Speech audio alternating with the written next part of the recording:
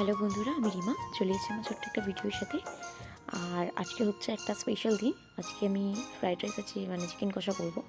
আর সেই স্পেশাল দিন কেন চিকেন কষা ফ্রাইড রাইস করছি সেটা তোমাদের সাথে আমি পরে শেয়ার করছি, একটু বাদে সেটা জানতে পারবে তোমরা।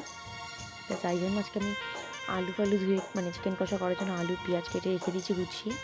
আর এদিকে আমি সবজিটাও কেটে নিয়েছি আর কি। সরি, যাই হোক, একটু মিস্টেক হয়ে যাচ্ছে আর শরীরটাও ভালো না, বুঝতেই পারছো আর আমার আওয়াজ শুনে।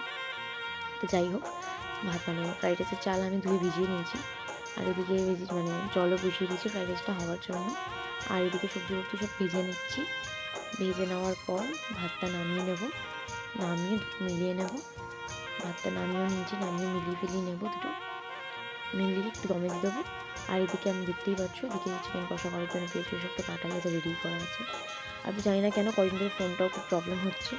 ফোনটা আমার একটু আপ ডাউন হচ্ছে, ফোনটা হাত থেকে পড়ে গেছিলো, আসলে একটু প্রবলেম হচ্ছে ফোনটা। তা যাই হোক, আর এদিকে দেখো চিকেন কষার জন্য রেডি হয়ে গেছে। পেঁয়াজ ভাজা ভেজে নিচ্ছি, তারপর চিকেন কষাটা করে নেবো।